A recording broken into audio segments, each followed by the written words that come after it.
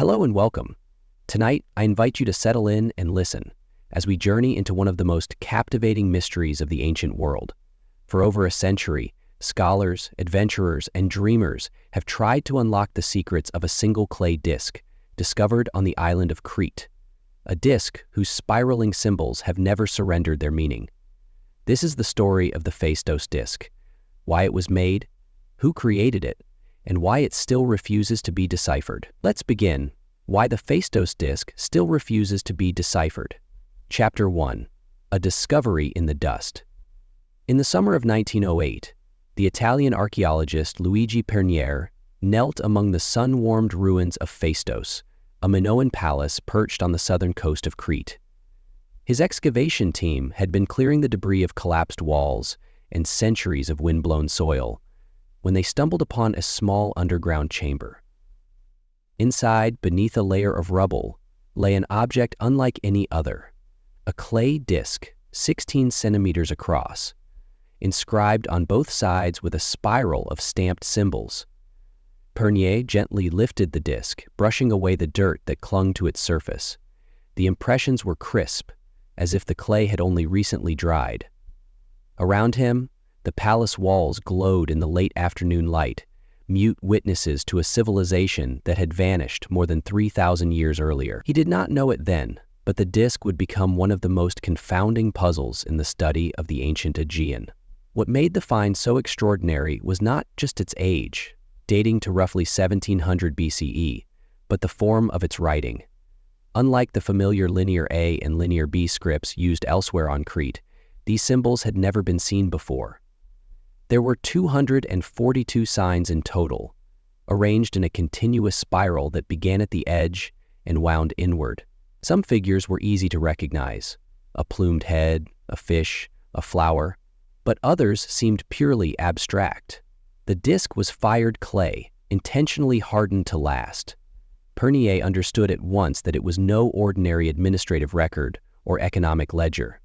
Its very construction implied ceremony or ritual, and because it was found in a storeroom along with tablets written in Linear A, he suspected it belonged to a moment of cultural transition, perhaps even a blending of languages. As the first photographs of the disc circulated among European scholars, it stirred immediate excitement and debate. Was this a sacred hymn, a calendar, a lost epic preserved in miniature? No one could say for certain, and that uncertainty became the disc's defining characteristic. Even today, it remains an object that seems to beckon with the promise of revelation, but never fully delivers it. Chapter 2. The Symbols in the Spiral. Some of these pictographs were immediately suggestive. A helmet crested with feathers, a figure in a long robe, a ship with a tall prow, a bird with outstretched wings. Others resembled familiar objects, a plow, a shield, a fish, but many were more ambiguous, a looped figure, a flower-like rosette, a circle with a slash across it. The fact that these symbols were stamped, not incised by hand, was remarkable. Nowhere else in the Aegean had anyone found evidence of movable type used so early. The disc seemed to represent a technological leap, a form of mass production centuries before Gutenberg's press. This raised new questions. Was the disc unique, or part of a broader tradition? If it was unique, why had no other examples survived? Some researchers believed the symbols were a syllable, a set of signs each representing a syllable, rather than a whole word or concept. Others argued they were ideograms, pictures that conveyed meaning directly, as in Egyptian hieroglyphs. A few thought the disc was simply a decorative object, its signs without linguistic content. But most agreed that the repeating patterns suggested structured language. Each segment of text, separated by vertical lines, appeared to be a discrete unit. Perhaps these were words or sentences. The arrangement of the spiral, starting at the edge and winding inward, implied a deliberate reading order. Yet no one could match the symbols to any known script. Linear A, the Minoan administrative writing, shared no clear correspondences. Linear B, which would later be deciphered as an early form of Greek, had not yet been discovered in 1908. Even after Linear B's breakthrough in the 1950 cents, the Phaistos Disc remained untouched by progress. When the ceremony began, Linear B put through the 20th century, linguists, cryptographers, and amateur enthusiasts proposed hundreds of theories. Some suggested the disc encoded a prayer to a Minoan goddess. Others thought it might be a legal text or a record of military achievements. A few even posited that it was a hoax, an elaborate creation designed to impress or confuse. What complicated the matter further was the disc's isolation. No other artifacts bearing the same signs had ever come to light. There were no bilingual inscriptions to act as a Rosetta Stone. The disc was a singular, stubborn relic, offering hints of meaning without any definitive key. Still, the symbols themselves held a magnetic power. People found themselves returning to them, tracing the spiral with their eyes, hoping that one day the shapes would rearrange themselves into something familiar. The Phaistos Disc became more than an archaeological curiosity. It was a canvas for speculation, a mirror reflecting each researcher's own imagination and longing to understand. As the decades passed, the disc would continue to draw both serious scholarship and fantastical interpretations. Each attempt to decode it added to its legend, reinforcing the sense that this small clay circle was not merely an object, but a kind of intellectual riddle, one that could outlast generations of effort. Chapter 3. A century of theories throughout the 20th century, the Phaistos Disc was examined, photographed, traced, and studied in painstaking detail. Scholars from fields as diverse as linguistics, cryptography, archaeology, and even psychology took their turns proposing how its spiraling signs might be read. Each new hypothesis carried the hope that perhaps this time the key had been found. In the 1930s, the archaeologist Sir Arthur Evans, famous for excavating Knossos and identifying Minoan civilization, studied the disc alongside Linear A tablets. Evans suspected it might represent an early attempt at record-keeping, similar to the administrative tablets used in Minoan palaces. He was struck by the formal arrangement of the symbols, their careful spacing and repetition. Yet even Evans, who had helped bring Minoan culture to the modern imagination, could not decipher it. Decades later, Michael Ventris, the brilliant architect turned decipherer who cracked Linear B, briefly considered the Phaistos Disc. After his success proving Linear B was Greek, many believed Ventris might also unlock this older mystery. But Ventris himself acknowledged that the disc lacked the comparative material needed to test hypotheses. Linear B's decipherment had depended on hundreds of clay tablets, enough to reveal frequency patterns and repeated names. In contrast, the Phaistos Disc offered only 241 tokens, arranged in a single unique document. In the 1960 S and 70s, computational methods came into play. Early mainframe computers were programmed to search for statistical patterns, repeated pairs, triplets, and frequency distribution. These efforts yielded elegant diagrams and numeric tables, but no definitive translations. Some researchers argued that the signs were too few to confirm any reading, that any apparent pattern could simply be coincidence. Meanwhile, popular theories multiplied. Some saw the disc as a hymn to the Minoan mother goddess. Others imagined it as an astronomical calendar. A few, inspired by speculative ideas about ancient contacts across oceans, proposed links to faraway cultures, Anatolian scripts, early Semitic writing, or even connections to the Indus Valley. The lack of corroborating evidence never stopped the flow of creative hypotheses. In the late 20th century, as more Linear A inscriptions were published, some scholars tried to correlate the disc's symbols with Linear A signs. Though a few superficial resemblances were noted, no consensus emerged. A handful of researchers proposed that the disc might preserve a language spoken nowhere else and isolate lost to time. Others argued that the disc was a ceremonial object, never intended as a true text, but rather as a symbolic artifact, perhaps connected to a ritual of dedication or initiation. As each decade passed, The weight of uncertainty only deepened the disc's allure.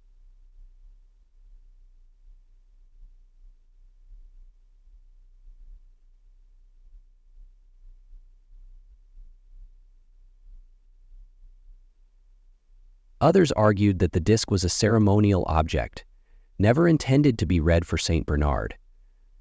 As each decade passed, the weight of its majesty pended upon the disc, and therefore ennobled the work of the artist. As if to celebrate the date, the disc was welded to the disc by the same cycle. Scholars could not leave it alone. It was too tantalizing to abandon. The disc's spiral inscription seemed to whisper that it contained a message, if only someone could learn how to listen. What was undeniable was that the Phaistos Disc had become an intellectual icon. Its stubborn refusal to yield its meaning transformed it from a mere curiosity into something larger, a testament to the limits of knowledge and the persistence of human curiosity. In a world where so many puzzles eventually give way to study, the disc remained defiantly enigmatic. And as the new century dawned, the question remained as pressing as ever. Was the disc a fragment of a lost writing system, a religious formula, a record of daily life, or simply an object created for reasons we no longer have any means to imagine? For every scholar who walked away in frustration, another arrived to try again, drawn by the ancient spiral that seemed to promise understanding just out of reach. Chapter 4: The Symbols and Their Secrets. At the heart of the Phaistos Disc's enigma lies its 45 distinct symbols, tiny, repeated pictograms pressed into wet clay with individual stamps. Each sign was carefully selected, arranged along the spiral in clusters separated by vertical dividers, suggesting words or phrases. Their style is unlike any other script from the Bronze Age Aegean. No parallel artifact has been discovered with the same set of characters, leaving the disc in splendid isolation. Scholars have long cataloged these symbols with descriptive names. There is the plumed head, a helmeted face in profile; the shield, a round object marked with a central dot; the comb, a shape like a rake; the fish, unmistakable in its form; the flower, delicately stylized; the beet, curved like a sandal; the bee, tiny but distinctive, and many others. Each sign was likely chosen for clear, recognizable imagery, suggesting that the script relied on pictorial associations. One of the most debated questions is whether these signs represent a syllabary, like linear B, or logograms, symbols standing for whole words or ideas. Some researchers have argued that the repetition of certain signs at the ends of clusters implies grammatical endings, perhaps inflections marking case or number. Others have pointed out the frequency with which particular symbols appear side by side, hinting at compound words or formulaic expressions. In the 1970s, attempts to assign phonetic values to the symbols often ended in frustration. Lacking bilingual inscriptions, no Rosetta Stone for comparison, scholars could only guess which sounds the images might have conveyed. Taking some effort, listeners could organize their songs into notes, put them in their own background, and lived within them. Some argued for an early form of Greek, others for a Minoan language, unrelated to Greek. Still others believed the script could record a language spoken nowhere else, a tongue now banished without a trace. Equally tantalizing are the small dots and incisions that sometimes appear around the signs. Are they mere decoration? Did they mark emphasis or serve as diacritical signs to modify pronunciation? No consensus exists. Some see them as simple dividers, while others believe they hold a grammatical or numeric function. One detail often overlooked is the consistency of execution. The craftsmen who created the disc did not improvise. Each impression was pressed cleanly and evenly. This strongly suggests a standard toolkit of stamps, a ready-made set designed to reproduce the script reliably. The presence of such a set implies a level of bureaucratic or ritual organization sophisticated enough to warrant investing time in creating reusable symbols. Yet no other examples of this stamping method have been found. Modern imaging has revealed faint traces of pigment in some recesses of the impressions, raising the possibility that the disc was once painted. If so, the colors could have helped distinguish groups of signs or emphasize important elements, but the passage of time has erased any clarity these pigments might have offered. Every attempt to decode the script has collided with the same wall. The disc is alone. Without other texts, without context, even the most ingenious hypotheses remain unproven. The symbols seem so familiar, so almost reasonable, that generations of researchers have felt certain they were on the verge of understanding. Yet the spiral continues to resist, its meaning locked behind the mute elegance of its signs. This is perhaps the disc's greatest irony. In creating a message durable enough to survive 3,500 years, its makers achieved immortality, but also ensured that their words would become one of the most enduring riddles of the ancient world. Chapter 5. The First Decoders. From the moment the Phaistos Disc entered scholarly awareness, it became a magnet for the bold and the obsessed. In the early 20th century, as the study of Aegean archaeology blossomed, the disc's unique design attracted philologists, cryptographers, and historians alike, each certain they might succeed where others had failed. Some treated the artifact as a solvable cipher, others as a cultural relic whose meaning could only be guessed at through analogy and context.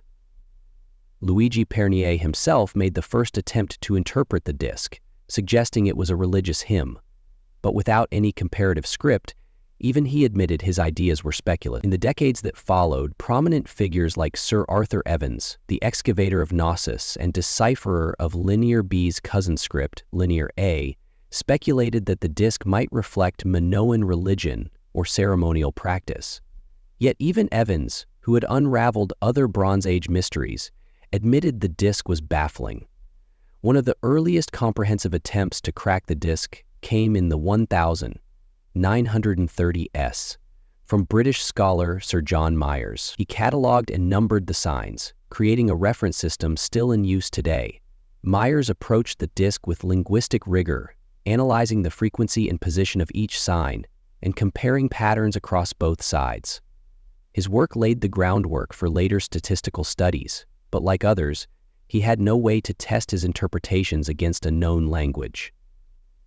In the Cold War era, the Phaistos Disc caught the attention of cryptographers trained in code breaking during World War II. They approached the disc as they might a military cipher, seeking recurring patterns, identifying potential syntax, and isolating repeated sequences. Some came up with possible phonetic values. Others identified what they believed were grammatical markers. But without more examples, there was no way to confirm whether their findings reflected language or random repetition. Notably, the disc drew attention from amateur enthusiasts. Too, linguists and hobbyists from around the world proposed their own theories, some claiming to decode it as Proto-Greek, others as Semitic, Anatolian, or even Etruscan. More far-fetched interpretations included theories that the disc was a calendar, a game board, or even an alien message. These speculative approaches often relied on subjective associations, assigning meanings to symbols based on visual resemblance rather than archaeological context. Among the most controversial interpretations was that of Russian scholar Sergei Zhabchikov, who claimed the disc encoded a form of early Slavic writing. His analysis, like many others, depended heavily on assigning arbitrary phonetic values to signs and then interpreting the resulting words in his native language. It was a method that many experts found unscientific, though it demonstrated how compelling the mystery had become across cultures. In the 1980s and 1990s, computer-assisted analysis began to play a role. Statistical modeling and frequency analysis allowed researchers to identify patterns invisible to the human eye. Certain symbols clustered together more often than others. Some signs appeared only at the beginning or end of word groups. These patterns lent credence to the idea that the disc did record a real language, structured, patterned, and rule-basic. Still, without a bilingual text or a confirmed cultural context, none of the hypotheses could be proven. Unlike the Rosetta Stone, which provided a known language as a bridge to the unknown, the Phaistos Disc remained isolated. Even its most basic assumptions, whether it was phonetic, logographic, syllabic, or symbolic, remained open to debate. And yet, through all this, the disc kept revealing new hints. Advanced imaging uncovered slight wear on certain signs, suggesting they had been used more often, possibly indicating common words like the or and. Subtle differences in how deeply symbols were pressed hinted at the pressure of the stamping, suggesting the hand of a practiced scribe. But no breakthrough ever lasted. Every supposed solution raised new contradictions. Every deciphered sentence seemed plausible, until tested against the rest of the disc, where it would unravel. And so, the disc entered the 21st century with its secrets intact. It had become more than a puzzle. It was a test of human ingenuity and scholarly humility. Generations of researchers had tried and failed to speak to the maker across millennia. The disc, silent and small, continued to whisper in a language only it could understand. Chapter 6. The Case for a Lost Language. By the early 2000s, a new generation of scholars approached the Phaistos Disc with fresh questions. Was the reason for its stubborn indecipherability that it simply recorded a language that had vanished entirely? A tongue with no living relatives, no bilingual inscriptions, no preserved literature? This possibility, unsettling as it was, had precedent. Around the Mediterranean, countless languages arose and disappeared without leaving clear descendants. The Etruscan language of Italy, for example, remained only partially understood. Even the script called Linear A, used contemporaneously with the disc, remained undeciphered despite decades of effort. If the Phaistos Disc belonged to such an extinct linguistic family, decipherment might prove permanently out of reach. Researchers began to consider this possibility not as failure but as an important clue to the cultural diversity of the Bronze Age. Archaeologists scoured Crete and nearby islands for any parallel inscriptions, other examples of the same symbols impressed in clay or perhaps engraved in stone. They searched storage rooms in museums for overlooked tablets, re-examined fragments that had been classified as undecorated, and sifted through old excavation notes. But in all those efforts, no additional examples surfaced. The disc remained an isolated text, unique among thousands of known Aegean inscriptions. The idea of a lost language raised other questions. Was this text common in its time, or a singular experiment? If the scribe used special stamps to press the symbols into the clay, where were the stamps themselves? Had they been destroyed? Or might they still be buried beneath layers of Cretan soil? Another possibility emerged, that the disc recorded a language spoken only by a small group, perhaps a community of artisans or priests whose tongue never spread beyond a few settlements. If so, then even if more discs once existed, they may have perished in fire, flood, or simple decay. Linguists debated whether any structural clues could help reconstruct a grammar. Some symbols repeated at intervals that resembled grammatical particles, like prepositions or pronouns in other ancient languages. Others clustered in ways that suggested noun phrases or verbs. Statistical models produced tables of frequencies, showing that certain signs were dramatically more common. But without a known reference language, even these insights could not be verified. A few researchers tried to work backwards. They compared the disc's symbol patterns with known Minoan records in Linear A. Though the two scripts looked very different, perhaps they shared some phonetic principles. By aligning similar patterns, they hoped to guess at sound values or meanings. Yet no consistent mapping emerged. Others turned to the broader ancient Near East. Could the disc have been made by travelers or settlers from Anatolia or the Levant? Some symbols bore superficial resemblance to early Anatolian hieroglyphs, but the overall system did not match. Even the medium clay, impressed with stamps, was unprecedented in the Aegean, but had no clear parallels in Anatolia either. The more scholars examined it, the more it appeared the disk might represent not only a lost language but a lost writing system. It could have been an experiment by a single scribe or a workshop, creating a novel form of record-keeping that never caught on. The center or part of this system, was unprecedented in the Aegean but had no form of record-keeping that never caught on.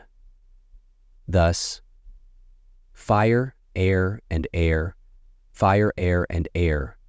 The center or part of a system was perhaps it was a short-lived innovation, abandoned after one generation. The idea was both sobering and tantalizing. If the language had died out and left no other records, then the disk could be the only surviving voice of an entire people, one whose words we may never hear. Yet that very possibility gave the disk a deeper significance. It was a reminder of how much the ancient world still concealed. For every civilization whose literature filled libraries, there were others whose words flickered briefly and disappeared. The disk was proof that even in an age of stone palaces and complex trade networks, silence could claim a culture as swiftly as time. By the end of the first decade of the 21st century, consensus had shifted. The disk was no longer treated simply as a code to be cracked. It was recognized as a rare witness to the diversity of early writing and as a humbling lesson in the limits of modern knowledge. And yet, even as experts acknowledged that the language might never be recovered, the impulse to decipher never faded. Each generation of scholars returned to the spiral script, drawn by the hope that some overlooked clue might yet unlock its meaning. Chapter 7. The Controversial Forgeries Debate. Luigi Pernier had uncovered the disk in 1908, at a time when the standards for excavation, recording, and chain of custody documentation were less rigorous than today. Critics noted that Pernier worked during a period when museums across Europe were hungry for spectacular discoveries, and the pressure on excavators to produce remarkable finds was immense. Skeptics pointed to the disk's uniqueness. No other artifact of its kind had ever been found. If it were genuine, why were there no examples of the same script elsewhere in Crete or the broader Aegean? Why did no second disk turn up in the 100+ years since Pernier's excavation? Moreover, the method of production itself raised eyebrows. The symbols had been stamped into the clay rather than inscribed by hand, requiring an entire set of pre-made seals. Yet, none of those seals had ever been found. Critics asked, what scribe would create a special set of stamps and use them only once? By the 1990s, a few researchers had grown more vocal in their suspicion. They proposed that the disk might have been produced by a modern craftsman, perhaps even Pernier himself, to create excitement and secure prestige for the site at Phaistos. They speculated that the forger could have invented the symbols by blending motifs from known Minoan art with imaginative flourishes. Mainstream archaeologists resisted this charge. They pointed out that no evidence existed showing Pernier had ever fabricated finds, nor did any of his contemporaries express doubts at the time. Moreover, the disk's clay composition and firing appeared consistent with Bronze Age technology. Thermoluminescence dating, a technique to estimate the last time a ceramic was heated, suggested the disk was ancient, though the test results were not precise enough to rule out all possibilities. Another argument against forgery centered on the disk's complexity. Its text was not a random assortment of symbols, but showed patterns and repetition consistent with genuine language. Forging such a text convincingly would have required knowledge of linguistic structure decades before scholars had developed systematic models of how languages work. Still, the controversy simmered. In the early 2000s, a German archaeologist published a provocative article, again, proposing modern authorship. He argued that the disk's symmetrical design, the even spacing of its symbols, and the lack of other examples pointed to an artistic hoax rather than a utilitarian record. Supporters of authenticity countered that the unique nature of the disk was precisely why it deserved careful study, not hasty dismissal. They noted that many genuinely ancient objects are one of a kind, especially experimental technologies. Just because something is unprecedented does not prove it is fraudulent. The debate grew heated in scholarly journals. Some accused the skeptics of casting unfair suspicion on Pernier's legacy without solid evidence. Others insisted that extraordinary claims require extraordinary proof. At conferences, discussions of the disc occasionally turned into arguments over ethics, nationalism, and professional rivalry. For the general public, the idea of a forgery only added to the disc's mystique.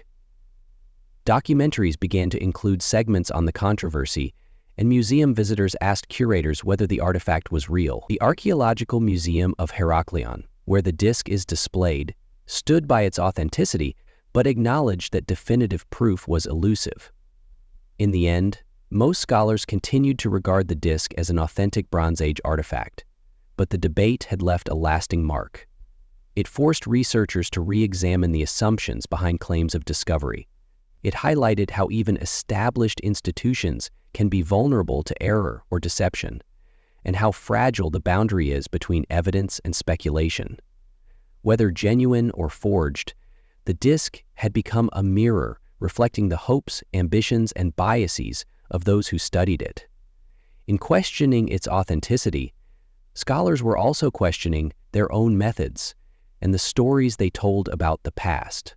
For many, this was the most enduring lesson of the Phaistos Disc, that knowledge is always provisional, and that curiosity, skepticism, and humility must coexist in the search for truth. It was carefully prepared, kneaded to remove air pockets, and smoothed into an almost perfectly round form, about 15 centimeters in diameter.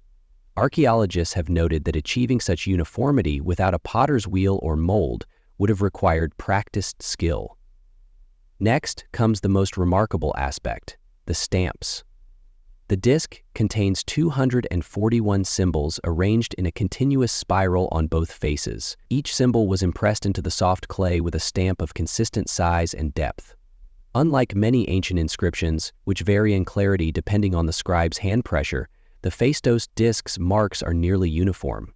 This suggests that the creator maintained a steady technique and likely had a complete set of stamps ready before beginning. The symbols themselves are complex miniature artworks. Some depict recognizable objects: a helmet with crest, a fish, a plumed head, a shield, a beehive. Others are more abstract, with looping lines or patterns that might represent textiles or tools. Each stamp would have taken time to carve, perhaps from wood or fired clay, and to test for clean impressions. The arrangement of the symbols also demonstrates meticulous design. They follow a spiral path inward, requiring the maker to anticipate spacing with exceptional accuracy. Any miscalculation would have spoiled the alignment and forced the scribe to erase or redo the work. There are no signs of corrections or re-stamped areas. Some researchers believe the disc was created in a single sitting, while the clay was still pliable enough to receive impressions, yet firm enough to hold shape without warping. This implies that the artisan was both swift and precise, a combination rare in any craft. Adding to the complexity, each side contains a small group of dividing lines, marking the text into discrete sections or words. The logic behind these divisions remains unknown, but their regularity hints at rules of syntax, or verse. The final step in the process was firing the disc. Unlike many Minoan tablets, which were sun-dried and only hardened accidentally in palace fires, the Phaistos disc appears deliberately kiln-fired. This preserved the impressions in sharp relief and made the artifact remarkably durable. In the 20th century, several scholars attempted to replicate the disc's production to understand how it could have been done. They discovered that making a single clean impression was not especially difficult, but maintaining consistency over hundreds of stamps on a curved surface proved challenging. Even skilled ceramicists and calligraphers struggled to match the original's crispness and align. These modern experiments underscored the original maker's dexterity and planning. Whether the disc was a utilitarian document, a ritual object, or a demonstration of technical virtuosity, it demanded resources and time. Someone had to commission or produce the entire set of stamps, prepare the clay, and execute the design without error. This level of preparation has fueled theories that the disc was intended as a presentation piece rather than an everyday record. Some suggest it may have been an offering to a deity, an archive copy of a significant text, or an object for elite display, its beauty and technical sophistication reinforcing the status of whoever possessed it. Beyond the mechanical aspects, the disc also reflects an aesthetic sensibility. The spiral arrangement, the repetition of motifs, and the contrast between raised and recessed surfaces give it a visual harmony rarely seen in administrative tablets. Even without understanding the meaning, many visitors describe a sense of order and rhythm in the composition. For those who study ancient craftsmanship, the Phaistos Disc is a reminder that technological limits do not constrain human ingenuity. In a time without metal type or modern tools, artisans found ways to standardize symbols, produce uniform impressions, and create enduring records. Today, this craftsmanship remains one of the strongest arguments against the forgery hypothesis. If the disc were a modern invention, its maker would have needed extraordinary skill not only to imagine the symbols but to execute them so convincingly. For most archaeologists, that level of artistry, combined with the context of discovery, still points toward authentic origins. The disc's perfection continues to inspire and perplex, a testament to the care and vision of its creator, whose identity, like the text itself, is hidden just beyond our grasp. Chapter 9. Early Attempts at Decipherment. When the Phaistos Disc emerged from the Earth in 1908, it instantly provoked a wave of curiosity that reached far beyond the archaeological community. For decades afterward, linguists, classicists, and amateur enthusiasts all tried to crack its code. The earliest efforts often reflected the optimism of an era that believed no script was too mysterious to resist analysis for long. Luigi Pernier himself, who had unearthed the disc, suspected it might be related to the Linear A script also discovered at Minoan sites. However, no clear connection could be demonstrated. The Linear A tablets, though still undeciphered, were written with incised marks rather than stamped symbols.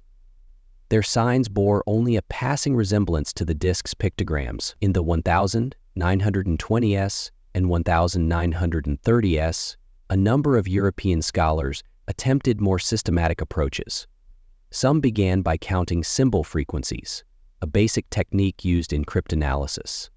They noted that certain signs occurred more often, suggesting they might represent common sounds or grammatical elements.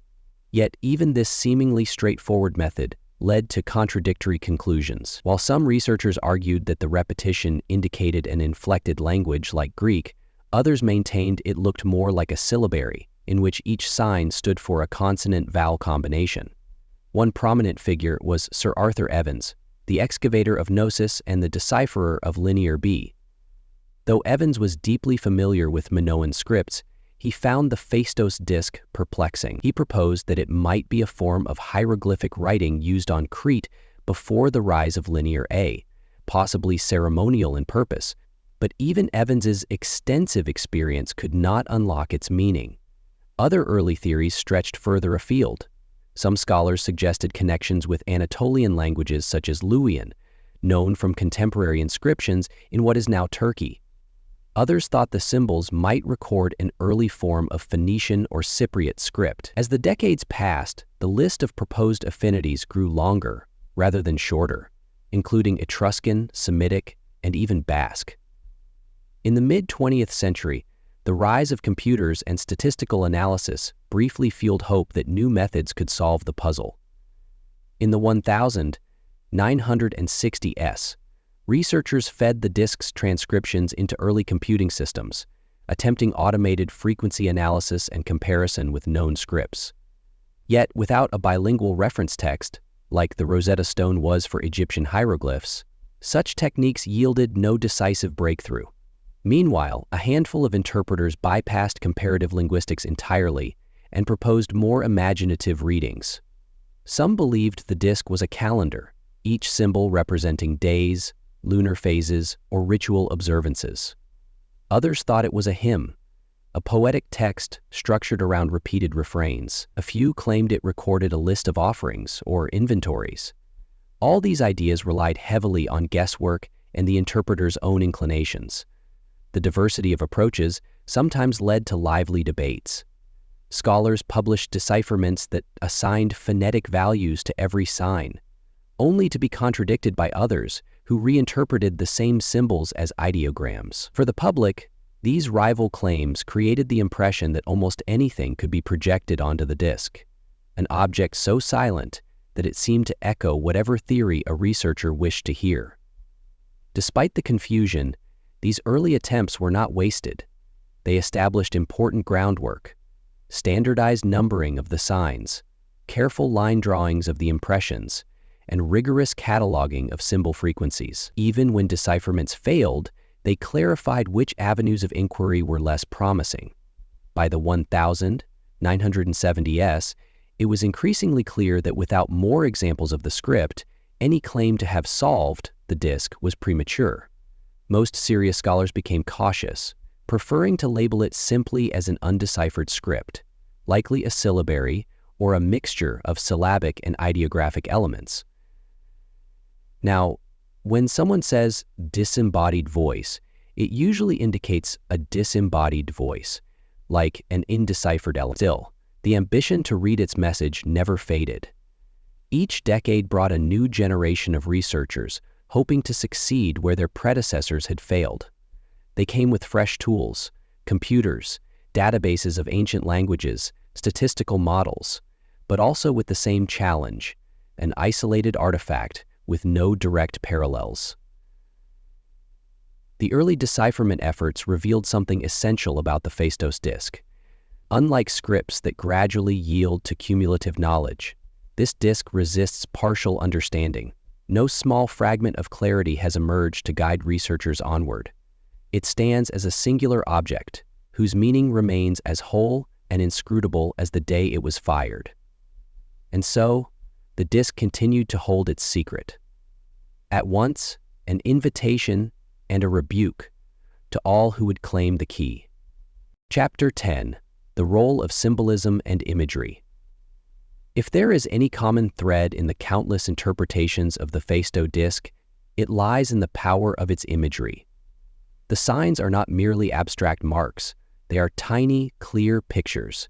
Some depict heads in profile, others tools, animals, or floral forms. Unlike later alphabets, which pared writing down to simple shapes, this script retained the visual richness of pictograms. Many researchers have believed that these images must carry symbolic meanings beyond their literal forms. After all, in other early scripts, like Egyptian hieroglyphs, signs could stand both for sounds and for ideas. A bird might be used phonetically to suggest a syllable, or ideographically to convey the concept of flight or sky. The same principle could apply to the Phaistos Disc, but without any corroborating texts, it has been impossible to determine whether its pictograms are purely phonetic, symbolic, or a combination of both. Take, for example, the repeated sign often described as a plumed head. Some early decipherers thought it indicated a ruler or deity. Others speculated it was a determinative, a symbol placed beside words for clarity. Similar debates surround the fish, the shield, the ship. Are they naming things, standing for sounds, or marking categories? Every proposed reading has to navigate this uncertainty. Even the physical process of pressing these images into wet clay has drawn attention. Each of the 45 distinct stamps was carefully carved and reused, indicating the scribe worked with a prepared set of symbols. This implies an established writing system rather than a one-off artistic experiment. Some scholars have likened the disc to a movable type print, a technology centuries ahead of its time in Europe. Yet no other example of such stamping has been found on Crete or elsewhere in the Aegean. The disc's iconography has also inspired theories about its function. If the signs were chosen for their pictorial associations, perhaps the entire text was intended as a ritual object, a prayer or a charm. In this view, it was less a document to be read line by line than a single composite symbol meant to transmit protective power. Other scholars resist this interpretation. They argue that the repetition of phrases visible in recurring sign sequences points toward linguistic content rather than purely symbolic value. But again, the disc offers no clear evidence to resolve the question. The broader context of Minoan religion further complicates matters. We know that Cretans in the Bronze Age worshipped goddesses associated with nature, animals, and fertility. Certain signs on the disc, like the sprouting plant or the fish, could plausibly relate to agricultural rites, yet any link remains speculative. No inscription labels them as sacred or profane, ordinary or ceremonial. In modern times, the imagery has taken on a life of its own, influencing art and popular culture. Jewelry designers have reproduced the disc's spirals as pendants. Painters have borrowed its pictograms to evoke an air of prehistoric mystery. Tourists buy replicas as souvenirs, sometimes believing they hold esoteric power. Amid all these modern appropriations, it is easy to forget how deliberate the ancient makers' choices were. Each stamp had to be carved by hand. Each impression had to be aligned precisely on the clay surface. Every detail, the angle of a feather, the curve of a horn, was designed to communicate something. Whether that message was syllables of speech or symbols of belief is the question that still divides scholarship. In a sense, the imagery of the Phaistos Disc is both a gift and a curse. It makes the artifact immediately engaging to the eye, prompting endless curiosity, but it also tempts interpreters to overlay their own narratives onto its symbols. A fish becomes a sign of abundance or a constellation. A head becomes a king or a god. Each new reading seems plausible until the next emerges to contradict it. Some specialists have called for a moratorium on speculative decipherments, arguing that until another example of the script is discovered, no claim can be verified. Others maintain that the disc's rich visual language deserves continuing study, that every careful attempt, even if unproven, brings us closer to understanding the mindset of its creators. What everyone agrees on is this: the imagery of the Phaistos Disc is not random. It is the product of a culture with a fully developed artistic and symbolic vocabulary. Whether that vocabulary will ever be translated into modern terms remains to be seen. But the images themselves endure, their silent eloquence reminding us how much the ancient world still has to teach. Chapter 11. Modern Technological Approaches. By the second half of the 20th century, it became obvious that traditional methods of comparative linguistics and subjective interpretation were not enough to resolve the puzzle of the Phaistos Disc. Scholars began to explore whether modern technology, computers, imaging systems, and statistical modeling could bring clarity where intuition had failed. One of the earliest computerized efforts emerged in the 1960s and 70s, when researchers used mainframe computers to tabulate sign frequencies and positional patterns. Although the data confirmed some earlier observations, such as the repetition of certain sign clusters, it could not supply any proof of what the symbols sounded like or meant. Still, it represented a new phase of disciplined, quantitative study. By the 1980s and 90s, digital tools had evolved further. High-resolution photography and microscopic analysis allowed scholars to create precise 3D models of the impressions. These models revealed minute details, such as the exact angles of incisions or the slight deformations in the clay as the scribe pressed the stamps. Such fine-grained information might, in theory, help establish the sequence in which the symbols were applied, offering clues to how the text was composed. Another technological innovation was multispectral imaging. By capturing photographs under different wavelengths of light, from ultraviolet to infrared, researchers could enhance the visibility of worn or shallow impressions. This technique has been used successfully on other ancient artifacts, and in the case of the disc, it confirmed that some symbols were more deeply impressed than others, perhaps due to variations in stamp design or differences in the pressure exerted by the scribe. Yet even with these advances, the core obstacle remained unchanged. The disc is unique. Without additional examples of the script or a bilingual text, even the most sophisticated imaging could not unlock its meaning. Technology could preserve, document, and share the artifact in unprecedented detail, but it could not create evidence that did not exist. In the early 21st century, computational linguistics and artificial intelligence entered the discussion. Some scholars began to explore whether algorithms trained on known ancient languages could detect hidden structural parallels. For example, machine learning models could be used to search for statistical patterns that resemble those of syllabaries, logographic scripts, or mixed writing systems.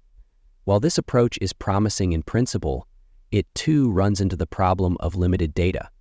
With only about 240 total symbols in the disk's text, any pattern detected could be the result of chance.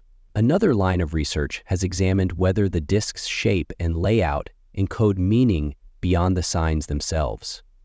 Some have proposed that the spiral configuration represents a calendrical cycle or a ritual processional route. Computer modeling has tested these ideas by mapping the sequence of symbols onto hypothetical schedules of religious festivals or agricultural tasks. Although no conclusive matches have emerged, the modeling has at least clarified which theories are mathematically implausible. Meanwhile, 3D scanning and printing technologies have made it possible for researchers worldwide to handle accurate replicas of the disk. This democratization of access has encouraged fresh perspectives from scholars who might never have traveled to Crete to see the original. Importantly, digital archiving and open access databases now allow any interested researcher to download high-resolution images and detailed transcriptions. In earlier generations, scholars had to rely on published drawings or grainy photographs. Today, anyone can zoom in on a particular symbol or examine the spacing between impressions with millimeter precision. Despite all this progress, no consensus has emerged. The best that can be said is that modern technology has strengthened the foundations for any future decipherment. It has ruled out certain possibilities. For instance, that the text is random decoration. It has demonstrated the consistency and care with which the impressions were applied.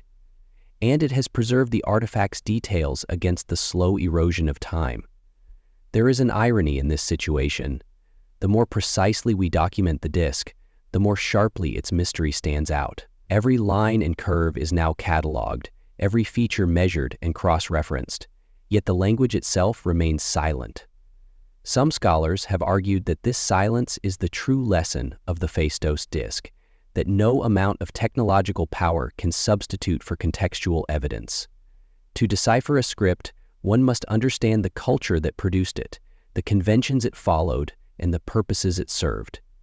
So far, all these are missing pieces. Still, technological approaches continue to evolve.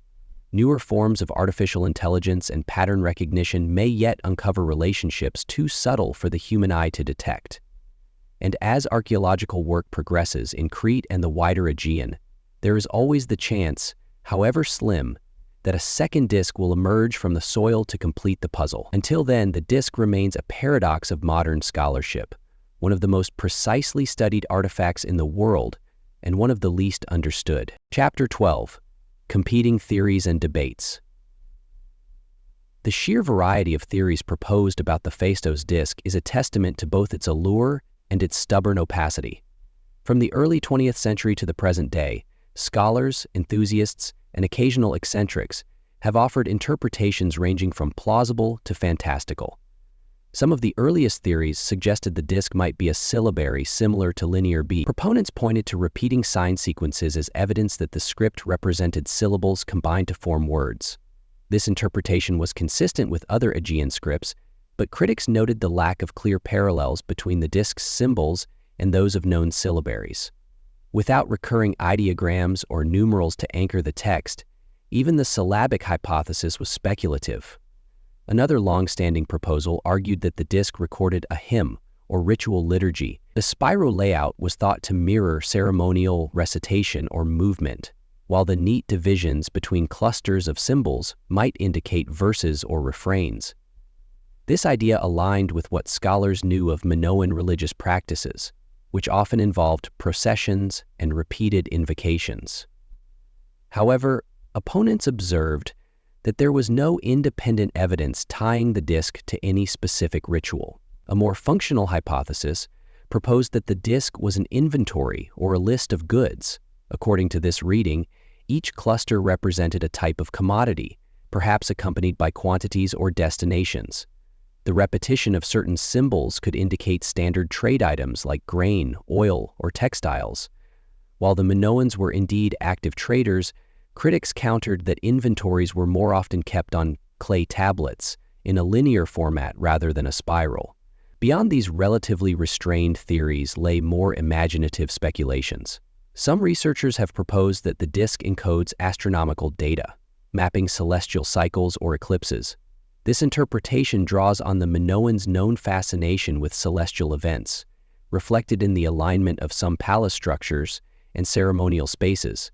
The difficulty, however, is that no clear correlation between the disk symbols and known astronomical notations has been established. Perhaps the most radical theory suggests the disk is not writing at all, but an elaborate board game or teaching tool. Proponents of this idea highlight the orderly progression of signs and the fact that the disk could be rotated as part of play or instruction. While intriguing, this hypothesis faces the same obstacle as others. No comparable artifacts have been found to support it. At the fringes, some proposals veer into pseudoscience.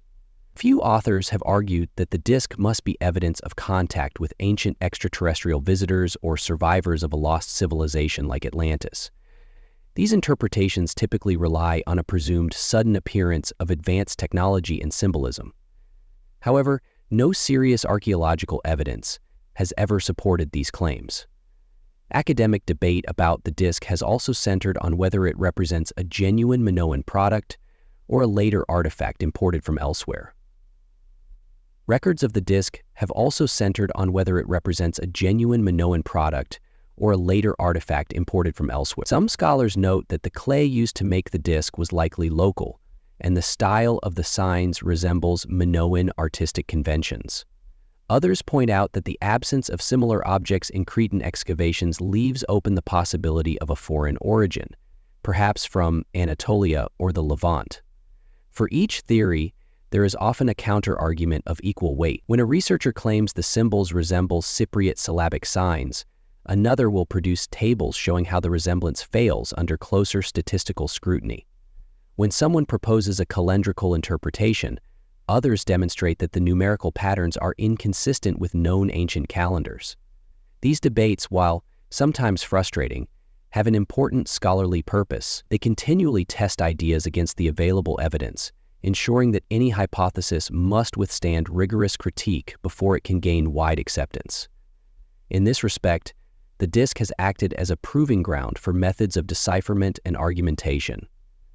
One curious pattern across all these theories is how the disk becomes a mirror reflecting the priorities of each era.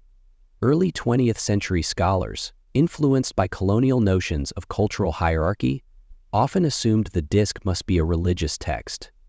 Mid-century researchers, focused on economic history, saw inventories and ledgers. In recent decades, with the rise of digital humanities, statistical modeling has taken center stage. Each generation has read its own preoccupations into the spiral of symbols. The result is a paradox. The disk is one of the most analyzed ancient artifacts, yet no interpretation commands anything close to consensus.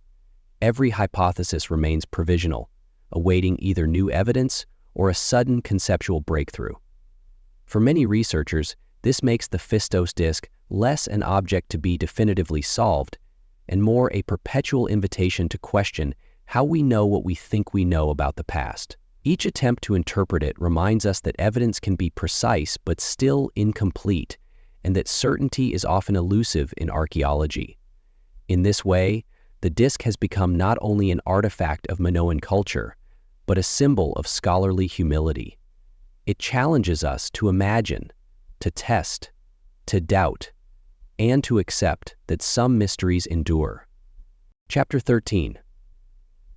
Attempts at experimental decipherment. Even in the absence of definitive parallels, scholars and hobbyists alike have dedicated countless hours to attempting the disk's decipherment.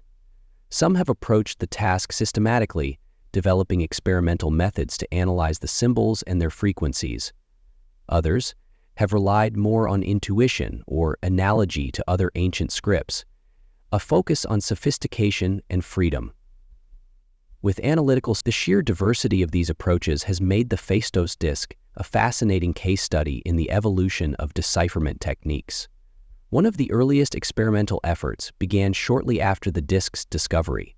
In the 1920s, scholars created painstaking hand-drawn charts cataloging each symbol's occurrence and position within the spiral. These early efforts laid the groundwork for later statistical approaches. Researchers hoped that patterns of repetition, such as certain symbols appearing at the start of sequences, might indicate grammatical markers, similar to prefixes or articles in known languages. By the 950s, computers had begun to play a role in decipherment attempts. Although computational resources were limited, pioneering researchers used punched cards and tabulators to sort symbol frequencies. The hope was that machine assistants could reveal hidden regularities beyond what human eyes might detect. Even so, early computational analyses only confirmed what scholars already suspected. Certain symbols recur in consistent positions, suggesting syntactic structure. But without a known reference language, their meaning remained out of reach. The rise of modern linguistics in the latter half of the 20th century brought new perspectives. Structural linguists proposed that the disk could be analyzed as an abstract symbol system regardless of its phonetic values. By modeling sequences with probabilistic methods, they tried to infer whether the script was likely syllabic, alphabetic, or logographic. Some studies pointed toward a syllabic structure, while others argued the text was logographic, a system where each sign stands for an entire word. But again, no consensus emerged. In the 1980s and 1990s, advances in computer technology allowed more sophisticated modeling. Digital images of the disk enabled researchers to analyze spatial relationships among symbols. One project used clustering algorithms to test whether certain sequences grouped into larger units, potentially corresponding to sentences or paragraphs. This spatial analysis reinforced the impression that the disk is highly organized, but it offered few clues to the meaning of individual signs. Experimental decipherment efforts also borrowed techniques from cryptanalysis. Some researchers treated the disk as if it were an encoded message, rather than a natural language inscription. They searched for substitution patterns, encryption grids, or keys. While such approaches yielded intriguing speculations, none produced a decipherment that could be validated by external evidence. Outside formal academia, independent researchers have tried everything from linguistic intuition to elaborate symbolic associations. Some enthusiasts believe that if the disk's language were reconstructed by mapping each symbol to a concept, rather than a sound, meaning might surface. These speculative mappings have included references to Minoan religious rites, calendars, or mythological cycles.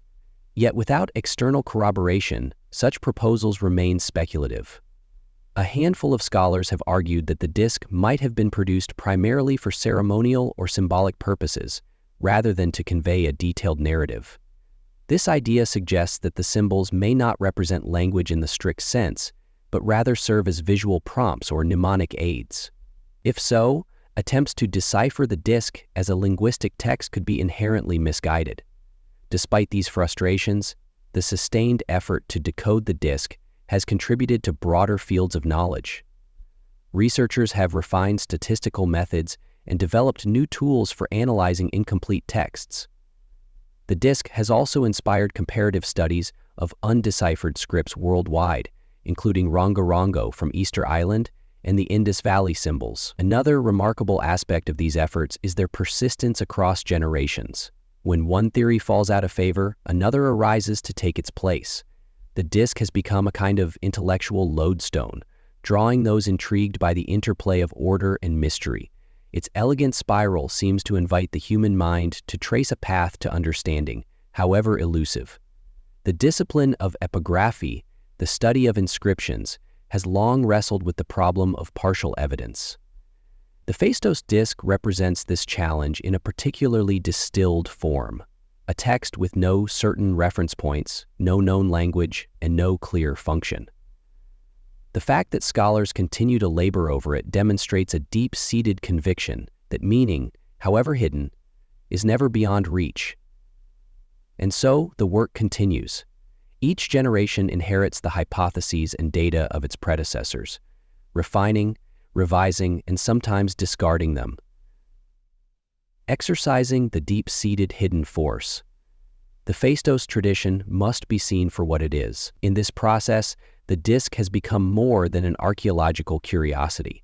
It has grown into a shared intellectual inheritance, a reminder that some of humanity's oldest questions remain open to anyone willing to look closely. This persistence itself may be the greatest testament to the disc's power. For over a century, it has refused to yield its secret, and in doing so, it has inspired ingenuity, discipline, and a peculiar kind of hope that perhaps the next insight, no matter how small, will be the one that finally illuminates the spiral. Chapter 14: Cultural Impact and Modern Fascination. The Phaistos Disc has never been merely an object of scholarly intrigue. From the moment it was brought to light in 1908, it stirred the imaginations of artists, writers, and the general public. Over the decades, this small clay disc has become a cultural icon, a symbol of unsolved mysteries and the allure of the ancient world. In the early 20th century, newspaper articles breathlessly reported its discovery, often exaggerating claims about its potential to reveal the secrets of Minoan civilization. Headlines described it as the Rosetta Stone of Crete, though, in truth, the disc's isolation from other examples has made it far more resistant to decipherment than the Rosetta Stone ever was. By mid-century, as travel to Greece and Crete became easier, tourists flocked to the Heraclean Archaeological Museum to glimpse the original artifact. Reproductions appeared in guidebooks and magazines, and eventually in school textbooks. Even those with little interest in archaeology recognized the distinctive spiral and the rows of enigmatic pictograms. In popular culture, the disc has inspired a variety of interpretations. Novelists have woven it into plots involving secret societies and ancient prophecies. In these stories, the disc is often imagined as a cipher key for lost knowledge, or as proof of contact between the Minoans and distant civilizations. Such tales rarely align with the cautious assessments of archaeologists, but they testify to the disc's extraordinary resonance. The disc also influenced visual artists and designers. Its spiral form and stylized symbols have appeared in jewelry, textiles, and architectural motifs. In Greece, modern artisans sometimes reproduce the disc in clay or metal as a souvenir, a reminder that ancient creativity continues to inspire contemporary craft. Meanwhile, the disc has become a touchstone in discussions about the limits of knowledge. In academic circles, it is cited as a case study in the philosophy of language. How can meaning be reconstructed when context is absent? What counts as evidence in the absence of corroborating texts? The disc's stubborn opacity highlights the fragility of cultural memory and the contingencies that determine which records survive and which are lost. At the same time, it has become a symbol of the human drive to search for patterns. The fact that so many have spent so much time poring over its symbols speaks to a universal impulse to make sense of the past. Even when no definitive answers are possible, the process of questioning and hypothesizing can be its own reward. In recent years, the disc has found new audiences through digital media. High-resolution scans and 3D models allow anyone with an internet connection to explore it in detail. Online forums host lively debates about competing theories. Amateur researchers trade observations and propose new lines of inquiry. This democratization of access has brought fresh energy to the quest, even if it has also produced a profusion of speculative claims. Beyond the realm of scholarship, the disc has become a metaphor for the unknown. Writers and philosophers have used it to evoke the idea that some truths may remain forever out of reach. In this way, the disc embodies both frustration and wonder. It resists our tools of analysis, yet it invites us to try again. Some educators have seized on the disc as a teaching tool, In classrooms, it serves as an entry point to discussions about archaeology, ancient scripts, and the nature of evidence. Students quickly learn that the process of interpretation is not straightforward, and that responsible scholarship requires humility as well as imagination. Even the debates about authenticity have contributed to the disc's mystique. The suggestion, however improbable, that it could be a modern forgery forces us to grapple with what we expect from the past. Are we drawn to ancient artifacts because we believe they promise certainty, or because they challenge us to accept ambiguity? In Crete itself, the disc occupies a special place in regional identity. It is celebrated as a unique testament to the island's cultural heritage. Though it bears no known inscription in Greek and no connection to later Cretan history, it stands as a reminder that Crete has long been a crossroads of peoples and ideas. As the 21st century progresses, the disc remains as resistant to interpretation as ever, yet it continues to exert a quiet pull on the imagination. Perhaps this persistence is the ultimate measure of its significance. In an age when so much information is instantly accessible, the disc reminds us that some mysteries endure. They are not diminished by our inability to solve them. Instead, they challenge us to keep asking questions. So, the Phaistos Disc endures in museum cases, in scholarly monographs, in popular novels, and in the quiet curiosity of those who encounter its spiral for the first time. Now, let's each observer bring something different to it, a desire for discovery, a fascination with the past, or simply an appreciation for the beauty of an enigma preserved in clay. Chapter 15. The Enduring Mystery and What It Teaches Us. More than a century has passed since Luigi Pernier first lifted the Phaistos Disc from the earth, brushing away the dust of millennia to reveal its perfectly stamped symbols. During that time, entire disciplines have evolved: archaeology, linguistics, computer analysis, and yet the disc remains what it was on the day of its discovery, a silent witness to a civilization whose voice is almost entirely lost. Today, the disc sits safely in a glass case in the Heraklion Archaeological Museum. Its reddish clay glows softly under the lights. Visitors often press close, squinting at the symbols, hoping for a flicker of recognition that might bring the past into focus. They rarely find it, but the experience itself is powerful.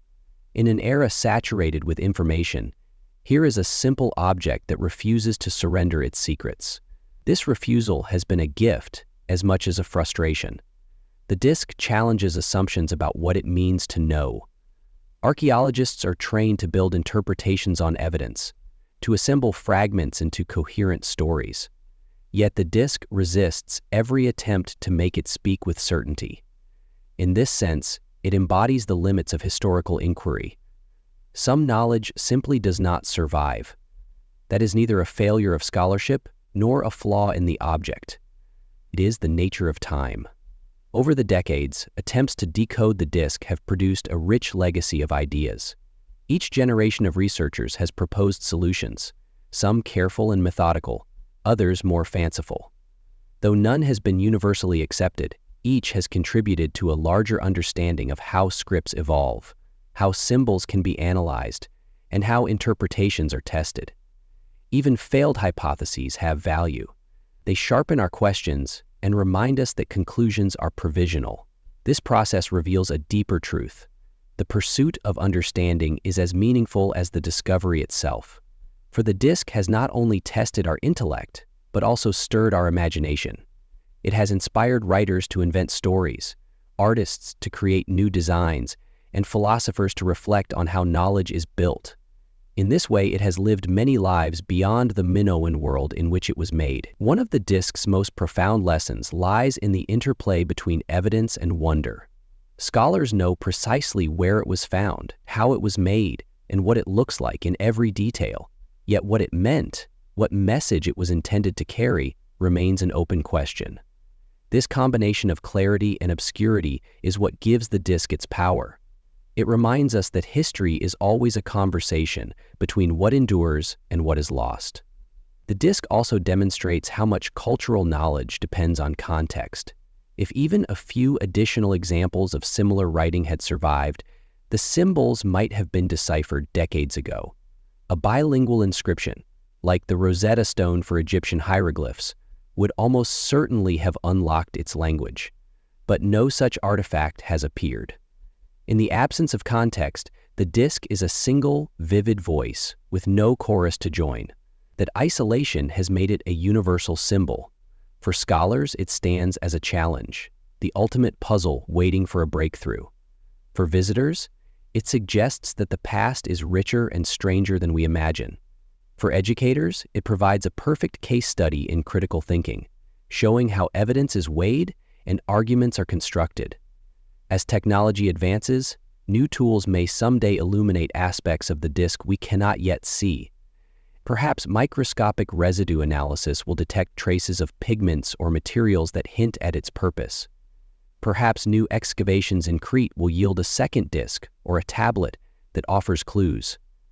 Until then, the Phaistos Disc remains what it has always been, an artifact in suspension between the known and the unknowable.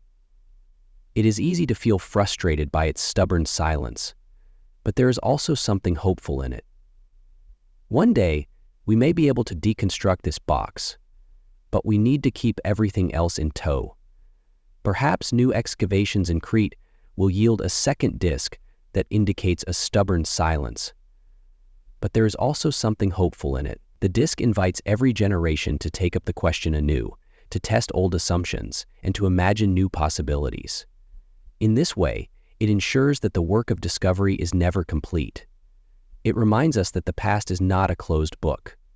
It is an unfinished story waiting for each of us to turn the next page. So if you ever stand before the glass case in Heraklion, take a moment to look closely at the spiral. Imagine the hands that pressed each seal into wet clay. Imagine the thoughts and beliefs that shaped those symbols and the world that gave them meaning. And know that, in some way, you are part of the same long tradition.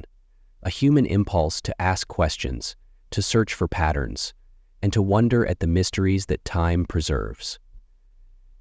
Thank you for joining me on this journey through the enigma of the Phaistos Disc. As we have seen, it is far more than a piece of fired clay covered in ancient symbols. It is a mirror reflecting the curiosity, ingenuity, and limits of our understanding.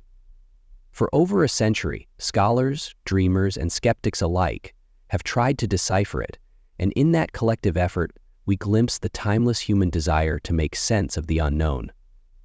Perhaps the disc will never fully reveal its secrets. Perhaps that is precisely why it continues to fascinate us.